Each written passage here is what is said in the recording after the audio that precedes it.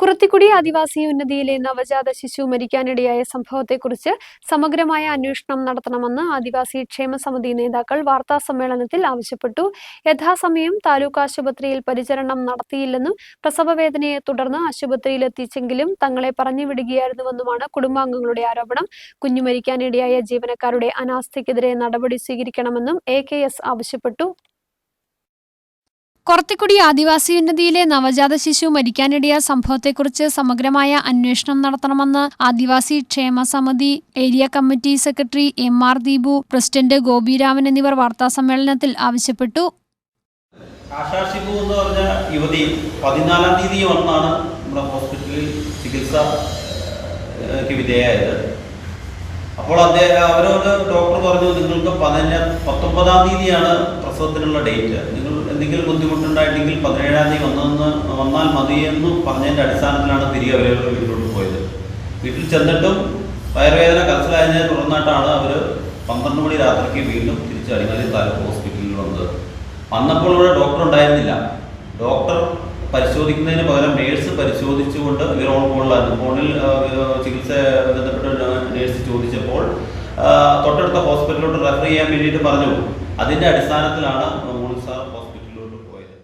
ഉന്നതിയിലെ ആശ ഷിബു ദമ്പതികളുടെ കുഞ്ഞാണ് പ്രസവത്തോടെ സ്വകാര്യ ആശുപത്രിയിൽ വെച്ച് മരിച്ചത്. കഴിഞ്ഞ 14-നാണ് കടുത്ത വയറുവേദനയെ തുടർന്ന് ആശ അടിമാലി താലൂക്ക് ആശുപത്രിയിലെത്തിയത്. രാവിലെ 11:30 ഗൈനക്കോളജി വിഭാഗത്തിലെ ഡോക്ടറെ കണ്ടു. ഡോക്ടർ സ്കാനിംഗ് നടത്തുവാനും രക്തം, മൂത്രം എന്നിവ പരിശോധിക്കുവാനും നിർദ്ദേശിച്ചു. സമീപത്തെ ലാബിൽ പരിശോധന പൂർത്തിയാക്കി വീണ്ടും ഡോക്ടറെ കണ്ടു. പ്രസവത്തിനായി 19-ന് ആശുപത്രിയിലെത്താനാണ് നിർദ്ദേശിച്ചത്. എന്നാൽ അസഹ്യമായ വേദനയാണെന്നും വിദഗ്ധ ചികിത്സയ്ക്കായി മെഡിക്കൽ കോളേജ് ആശുപത്രിയിലേക്കോ മറ്റോ പോകണമെന്ന് ഇവർ ആവശ്യപ്പെട്ടെങ്കിലും ഡോക്ടർ മറ്റു കുഴപ്പങ്ങളൊന്നുമില്ലെന്നും കുഞ്ഞിന് കുറച്ച് ഭാരക്കുറവുണ്ട്, ഇത് കുഴപ്പമില്ല എന്ന് പറയുകയുമായിരുന്നു. പിന്നീട് ഇവരെ 3 മണിക്ക് ശേഷം വീട്ടിലേക്ക് പറഞ്ഞുവിട്ടു. അടിമാലിയിൽ നിന്നും 46 കിലോമീറ്റർ സഞ്ചരിച്ച് കുറത്തിക്കുടിയിലെ വീട്ടിലെത്തിയതോടെ വീണ്ടും വയറുവേദന കലശലായി. പുലർച്ചെയോടെ ആശയെ വീട്ടുകാർ താലൂക്ക് ആശുപത്രിയിൽ എത്തിച്ചു. എന്നാൽ ഡോക്ടർ ആശുപത്രിയിൽ വന്ന് പരിശോധന നടത്താൻ തയ്യാറായില്ലെന്നാണ് ആരോപണം. ആ സമയം ഡ്യൂട്ടിയിലുണ്ടായിരുന്ന നഴ്സാണ് ഇവരെ പരിശോധിച്ചത്. ഇവർ തൊട്ടടുത്ത മോർണിംഗ് സ്റ്റാർ ആശുപത്രിയിലേക്ക് കൊണ്ടുപോകാൻ നിർദ്ദേശിക്കുകയായിരുന്നു. അവിടെ എത്തിച്ച് ശസ്ത്രക്രിയയിലൂടെ ശിശുവിനെ പുറത്തെടുത്തെങ്കിലും ജീവൻ രക്ഷിക്കാനായില്ല.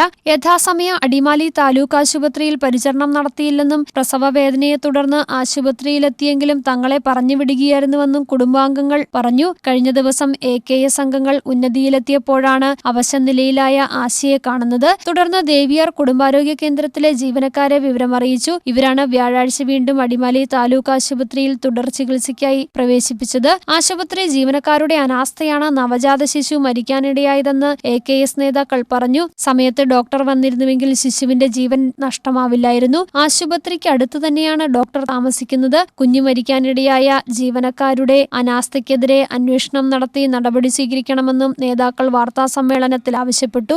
News bureau, Adimali.